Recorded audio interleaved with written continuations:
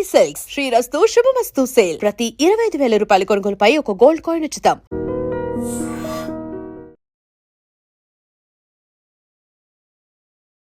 Welcome to iDream. నేను Udayasri. Present మనతో ఉన్నారు motivational speaker, family counsellor and public speaker Rajani Rama garu. Shapur నగర్లోని పూర్ణిమ స్కూల్లో ఒక నర్సరీ చదువుతోన్న పాపని ఆయా చాలా దారుణంగా కొట్టింది. ఇప్పుడు ఈ వీడియో సోషల్ మీడియాలో వైరల్ అవుతుంది. ఇదే ఇవాళ మన టాపిక్. దీని గురించి మాట్లాడదాం. నమస్తే అమ్మ, వెల్కమ్ టు అవర్ స్టూడియో. నమస్తే ఉదయ, థ్యాంక్ యూ. అమ్మ, ఎంత బాధ అనిపిస్తుంది ఆ వీడియో చూడలేకపోతూ ఉన్నాము. అసలు స్కూల్స్లలో ఆయా అంటే పెద్దమ్మ, మీనింగ్ ఆయా అంటే పెద్దమ్మ, అమ్మ తర్వాత ఇంకా తనే చూసుకుంటది అని మనం ఇప్పటి నుంచి కాదు ఎప్పటి నుంచో ఆయాలు స్కూళ్ళల్లో చేస్తూ ఉన్నారు. అమ్మలాగా ట్రీట్ చేసేవాళ్ళు.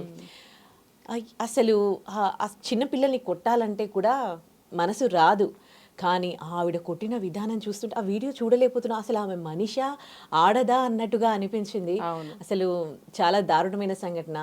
స్కూల్స్లలో ఆయాన్ని పెట్టుకునేటప్పుడు వాళ్ళు స్కూల్స్ ఎట్లాంటి జాగ్రత్తలు తీసుకోవాలి, పేరెంట్స్ ఎట్లాంటి జాగ్రత్తలు తీసుకోవాలి? అవునవును, ఇది పాయింట్ కరెక్టే.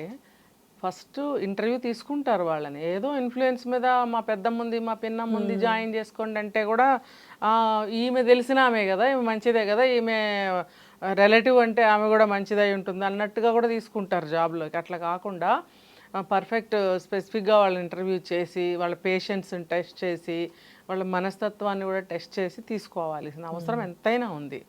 ఇప్పుడు లేకపోతే చిన్న చిన్న పిల్లలు చెప్పలేరు పాపం, ఏదైనా కూడా నొప్పి చెప్పలేరు. టాయిలెట్కి వస్తే కూడా చెయ్యి పెట్టి అదుముకునే పిల్లల్ని చూస్తున్నాం మనం. చెప్పలేక భయపడతారు బయటకు వచ్చినప్పుడు. అది గమనించి గంటకు ఒకసారి, గంటన్నరకు ఒకసారి టాయిలెట్కి తీసుకెళ్లే బాధ్యత ఆయమ్మలదే అసలు. అయితే ఇక్కడ ఏంటంటే వాళ్ళు ఎట్లా తీసుకుంటారో, అపాయింట్ చేసుకుంటారో మనకు తెలియదు, కానీ రాక్షసులు అన్నమాట. ఇలా రాక్షసంగా ప్రవర్తిస్తే కరెక్ట్ కాదు. ఇప్పుడు హాస్పిటల్స్లో కూడా చూస్తాం అక్కడక్కడ ఇలాంటి వాళ్ళని. అంటే మరీ బాగా పెద్ద హాస్పిటల్స్ అయితే సమ్ బెటర్, కానీ నార్మల్గా ఈ ప్రైవేట్ హాస్పిటల్స్కి వెళ్తే అక్కడ ఎదుర్కొంటున్న సమస్యలు ఇలాంటివి కూడా ఉన్నాయి. ఈ ఆయాలు ఏంటంటే చాలా క్రూయల్గా బిహేవ్ చేస్తారు. ఎందుకో వాళ్ళు ఇప్పుడు బెడ్ ప్యాన్స్ పెట్టే దగ్గర కానీ, లేకపోతే బట్టలు మార్చే సమయంలో కానీ పేషెంట్ మీద సగం వదిలేస్తారు. అలాగే హ్యూమానిటీ పోతుందా, అసలు మానవత్వం అనేది పోతుందా? ఎందుకంత క్రూయల్గా తయారైంది? లేదు, రెండు విషయాలు. ఒకటేంటంటే అంత మొత్తం కష్టం మనమే ఎందుకు పడాలి. సెకండ్ ఏంటంటే అబ్బా వాళ్ళదంతా మనం ఎక్కడ చూడాలి, ఎక్కడ తీయాలి, జాబ్ చేయొద్దు కదా. అలాంటప్పుడు ఆ జాబ్ తీసుకోవద్దు. సేమ్ ఇక్కడ కూడా చిన్న పిల్లలకి 1 టాయిలెట్ అయినా 2 టాయిలెట్ అయినా వాళ్ళకి తెలియదు, పాడు చేసుకోవచ్చు బట్టలు. అలాంటప్పుడు వీళ్ళు మొత్తం క్లీన్ చేయాలి. వీలైతే ఒక్కొక్కసారి మొత్తం క్లీన్ చేయాల్సి వస్తుంది, ఒక స్నానం కూడా చేయించాల్సి వస్తుంది. ఎందుకంటే పిల్లలు తెలియదు, వాళ్ళు పాడు చేసుకుంటారు కాబట్టి. అంత మాతృత్వపు లక్షణాలు లేనప్పుడు, అంత పేషెన్స్ లేనప్పుడు అలాంటి వాళ్ళని తీసుకోవద్దు. సరే, మనం మనసు లోపలికి దూరి వాళ్ళు ఎలాంటి వాళ్ళు అని మనం చెక్ చేయలేనప్పుడు ఏం చేయాలి? సూపర్విజన్ కరెక్ట్గా ఉండాలి. కరెక్ట్, అవునా? ఇప్పుడు ఇక్కడ చూస్తే ఎంత హింస అనమాట, ఎంత దారుణంగా కొట్టిందంటే ఆ పాప భయంతో సౌండ్ కూడా చేయట్లేదు, ఇంకా స్ప్రింగ్ లాగా లేచి కూర్చుంటుంది మళ్ళీ కొట్టి అన్నట్టు. భయం అనమాట. లే అంటుంది, ఒకసారి కొట్టి లే అంది. అన్నప్పుడు ఆ తర్వాత ఎన్నిసార్లు అయితే కొట్టిందో అన్నిసార్లు తనకై తానే స్ప్రింగ్ లాగా లేచి కూర్చోవడం అనేది హృదయాన్ని పిండినట్టు అయింది నాకు. అదే ఇంటి దగ్గర ఎంత ఏడుస్తారు, అమ్మా నాన్న అమ్మా నాన్న అని గారాలతో అట్లా ఏడుస్తారు పిల్లలు. అలా అక్కడ అంత భయంతో సౌండ్ కూడా చేయట్లేదు. ఆమె తోసి కింద పడేస్తే తల నేలకి తగిలి టాప్ అని సౌండ్ వస్తుంది. అంత దారుణంగా నువ్వు నేలకేసి తల కొడుతున్నావు, ఇంకా జుట్టు పట్టుకొని ఎలా అయితే పడిందో అలా ఇట్లా కొడుతోంది నేలకేసి. ఏమనుకుంటున్నావు? పసిపిల్ల అనుకుంటున్నావా, పెద్దవాళ్ళు అనుకుంటున్నావా, ఒక వస్తువు అనుకుంటున్నావా? జీవి కాదా? ఆ పిల్ల ఇప్పుడు మాట్లాడలేని పరిస్థితిలో ఉంది. హాస్పిటలైజ్డ్, సిక్ అయింది, చిన్న పాప, తినట్లేదంట కదా. ఏమి ఇప్పుడు ఇంట్లో వాళ్ళు కూడా ఏంటి పాప ఇలా ఉందని ప్రతిరోజు చెక్ చేసుకోవాలి. ఆయాల మీద వదిలే వాళ్ళు, తల్లిదండ్రులు కూడా బాగానే చూసుకుంటున్నారు, తప్పు పట్టలేము. కానీ సంటి పిల్లల్ని ఎక్కడన్నా కొన్ని ఇలాంటివి జరుగుతున్నాయి. మరి ఆ తల్లి లక్షణాలు ఎలా ఉన్నాయో మనం గమనించుకోవచ్చు. ముఖ్యంగా ఆయాల్ని పెట్టుకునే వాళ్ళు, పేరెంట్స్ కూడా చాలా జాగ్రత్తగా ఉండాలి. ఇంట్లో కూడా ఇలాంటి వాళ్ళని కేర్ టేకర్స్ పెట్టి జాబ్స్కి వెళ్తుంటే మనం చూసాం కొన్ని సీసీ కెమెరాస్ లో పాపల్ని కొట్టడం, ఇలా ఎత్తి పట్టుకుని కింద పడేయడము, జుట్టు పట్టుకుని లాగడం, ఇలాంటివి మనం చూసాం కొన్ని. ఇది ఇంకా దారుణం. దున్నపోతులాగా ఉంది, ఇంతలావుగా పెద్ద వయసు ఆమె. ఆ చిన్న పాపను కొట్టడానికి అసలు మనసు ఎలా వచ్చింది? తను కూడా తల్లి అయి ఉంటుంది కదా, అంత వయసు స్త్రీ, అదే కదా, చిన్న ఆమె కూడా కాదు. అదే కదా. పోనీ తన లైఫ్ పిల్లల్ని ఎట్లా పెంచిండొచ్చు కదా. అంటే ఒక రాక్షస ఆడదేనా అసలు? ప్రవృత్తి ఉంటుంది వీళ్ళకి. ఆ. అది ఇంకొకటి, ఇంట్లో జరిగే గొడవలు, ఆ తర్వాత వాళ్ళ పిల్లలకి ఏదైతే జరగదో ఇంటి దగ్గర, ఇక్కడ పిల్లలకి ఏంటి అంత బాగా మనీ కట్టి స్కూల్స్లో జాయిన్ చేసి చదివిస్తూ వాళ్ళకి కడగడం తుడవటం దగ్గర నుంచి మాలాంటి మనుషుల్ని పెట్టుకుని చేయిస్తారు.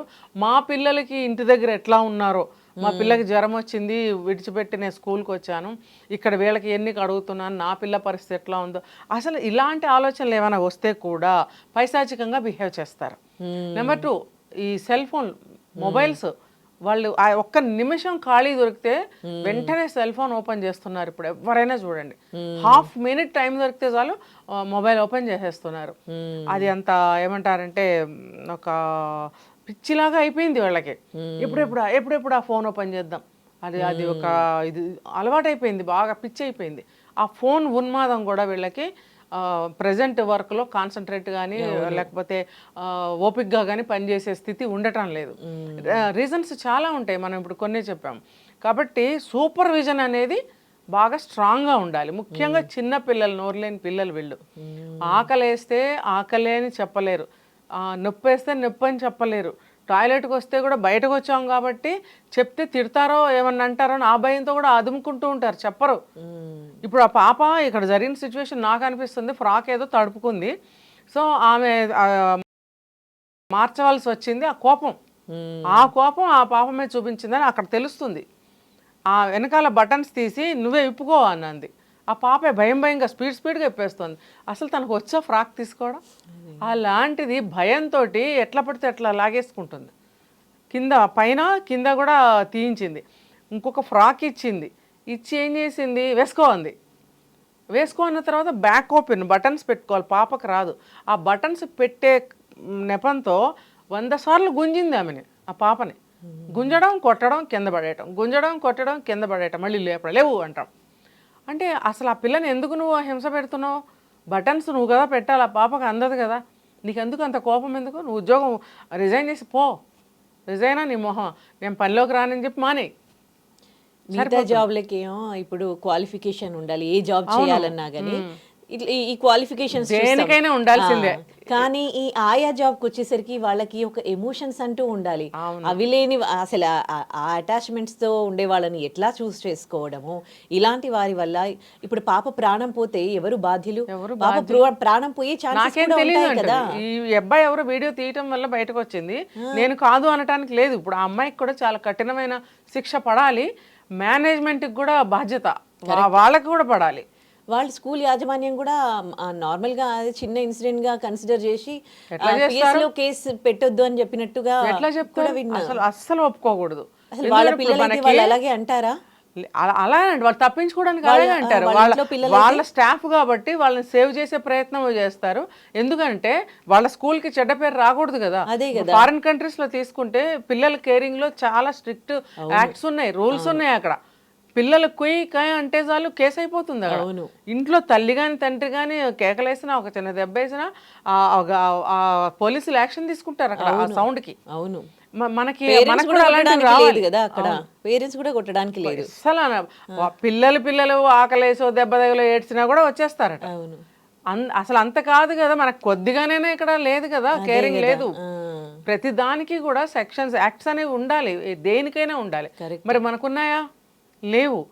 ఎవరేం చేస్తారులే, ఏమవుతుందిలే, ఎవరు చూస్తారులే, నన్నేం చేస్తారులే, ఇలాంటి భరోసాలు అనమాట. ఈ భరోసా ఎవరిస్తారంటే వర్క్ చేసే వాళ్ళకి వాళ్ళ యాజమాన్యం వాళ్ళే ఇస్తారు. ఎందుకంటే వాళ్ళకి చెడ్డ పేరు వస్తుంది కదా. కాబట్టి ఇందులో యాజమాన్యానికి కూడా సమానమైనటువంటి బాధ్యత, శిక్ష ఉండాల్సిందే. ఆయా జాబ్ చూస్ చేసుకునే వాళ్ళకి మీరిచ్చే ఏమైనా మెసేజ్ ఉందా అండి? ఖచ్చితంగా ఇంటర్వ్యూ తీసుకోవాలి వాళ్ళకి కూడా. ఎట్లా అంటే ఒకళ్ళిద్దరు రావటం కాదు. ఇప్పుడు మామూలుగా మీ సాఫ్ట్వేర్ జాబ్లకి ఎంతమందిని పిలుస్తారు, ఇంటర్వ్యూ అందరూ జాబ్ కావాల్సిన వాళ్ళందరూ వెళ్తారు. అలాగే దీనికి కూడా మీరు యాడ్ ఇస్తారో ఎలా ఇస్తారో చెప్పుకుంటారు కదా, వీళ్ళందరూ అటెండ్ అవుతారు. అటెండ్ అయినప్పుడు వీళ్ళని ఇంటర్వ్యూ తీసుకోవాలి. 10 మంది మనుషుల్ని చూసినప్పుడు ఫేస్ రీడింగో, బాడీ లాంగ్వేజో, మాట తీరో, వాళ్ళ చేష్టల ద్వారానో వాళ్ళ మెంటాలిటీ మనకు తెలిసిపోతుంది. 10 మందితో మాట్లాడిన తర్వాత మీరు సెలెక్ట్ చేయలేరా ఒకళ్ళిద్దరిని? తెలుస్తుందా లేదా? ఈ అమ్మాయి సాఫ్ట్ క్యారెక్టరు, కాస్త పేషెన్స్తో ఉంది, కొంచెం నవ్వుముఖంతో ఉంది, ఈ అమ్మాయి కొంచెం మెతకగా ఉంది అనే లక్షణాలు మనకు తెలుస్తాయి కదా. అవును. అటువంటి వాళ్ళని సెలెక్ట్ చేసుకుని మళ్ళీ వాళ్ళని సెకండరీగా మళ్ళీ ఒక ఇంటర్వ్యూ చేయాలి, కొన్ని దానికి తగ్గ క్వశ్చన్స్ వేయాలి వాళ్ళని. ఇలా అయితే నువ్వేం చేస్తావు, ఇలా జరిగితే నీ ప్రవర్తన ఎలా ఉంటుంది అని చెప్పి ఇంటర్వ్యూ చేయాలి. తర్వాత అగ్రిమెంట్ పేపర్స్ మీద సైన్ కూడా చేయించుకోవాలి. ఏ జాబ్కైనా ఉందా లేదా ఉదయ? అవును. దీనికి ఎందుకు ఉండకూడదు? అదే కదా. దీనికి కూడా మీరు శాలరీ ఇస్తున్నారు కదా. ఎక్కడ ఏ చిన్న మన జాబ్కి వర్క్కి వెళ్ళినా అగ్రిమెంట్ ఉంటుందా లేదా? ఈ ఆయా జాబ్ చేసే వాళ్ళు కూడా అండి, అంటే ఒక తల్లిదండ్రులు వాళ్ళని తల్లిదండ్రుల్లా భావించి మా తర్వాత మీరు చూసుకోండి అని బాధ్యత మీద ఇచ్చినప్పుడు వాళ్ళు ఎంత మిగతా జాబ్లు మీరు బాధ్యతగా చేయకున్నా పర్వాలేదు, కానీ పిల్లల్ని వాళ్ళ చేతుల్లో పెడుతూ ఉన్నప్పుడు వాళ్ళు ఎంత బాధ్యతగా ఉండాలి. అసలు పిల్లల్ని వదిలిపెట్టి వెళ్ళినప్పుడు పేరెంట్స్ చెప్తారు కూడా, ముఖ్యంగా మదర్ చెప్తుంది, అమ్మ పాపకేం తెలియదమ్మా, కొంచెం జాగ్రత్తగా చూసుకోమ్మా, అంతా నువ్వేనమ్మా, ఇక్కడ ఇంకా అంతా నీదే భారం అని చెప్పి వెళ్ళిన తల్లులు లేరా? అందరూ చెప్తారు. చెప్పినప్పుడు వీళ్ళు ఎందుకు పాటించరు? ఇలాగే చెప్తా, నీకెందుకమ్మా, నువ్వు మర్చిపో, నేనే చూసుకుంటా అంతా. ఇంటి దగ్గర అమ్మ అమ్మ అంటారు కదా, ఇక్కడికి వచ్చినప్పుడు ఆయమ్మ అంటారు. అంటే ఆ అమ్మ ఫీలింగ్ పోకుండా ఉండడానికి ఇక్కడ ఆయాని కూడా ఆయమ్మ అని పిలవడం అలవాటు చేస్తారు. నిజానికి వాళ్ళ అమ్మ అని పిలవబుద్ధి కాదు కదా. వచ్చిన పేరెంట్స్ కూడా ఆయమ్మానే అంటారు. పాపం గతిలే. అమ్మ లక్షణాలు ఎక్కడున్నాయి వీళ్ళకి? అస్సలు లేనే లేవు. విచ్చలవిడిగా పిచ్చి పిచ్చిగా పైశాచికంగా దారుణంగా హింసాత్మకంగా ప్రవర్తిస్తున్నారు.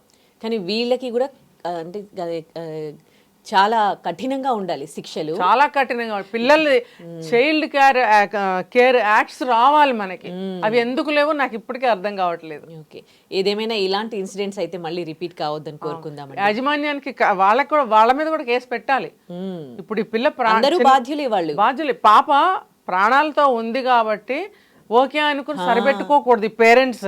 అవును. ఇప్పుడు వీళ్ళకి అవుతుంది, రేపు ఇంకో పేరెంట్స్ వాళ్ళకి బాధ కలగచ్చు వాళ్ళ పిల్లల వల్ల. కాబట్టి పేరెంట్స్ అందరూ కలిసి వాళ్ళ మీద కేసు పెట్టాల్సిందే. ఇప్పుడు ఎవరెవరైతే ఆయాలపైన డిపెండ్ అయ్యారో వాళ్ళందరూ కూడా చాలా జాగ్రత్తగా ఉండాలి. ఖచ్చితంగా. ఇది మనకి వెలుగులోకి వచ్చింది కాబట్టి తెలుస్తుంది, కానీ ఎన్నో కేసులు జరుగుతున్నాయి స్కూళ్ళల్లో, పిల్లలు సఫరింగ్ అనమాట. ఈవెన్ మా బాబు కూడా చిన్నప్పుడు పొట్టనొప్పి రోజు ఏడ్చేవాడు. మామూలుగా ఫుడ్ వల్ల ఏమన్నా అయిందా, డైజెస్ట్ అవ్వలేదా అనుకునేదాన్ని నేను కూడా. ఒక రోజు చెప్పాడు పొట్టలో గుద్దారని.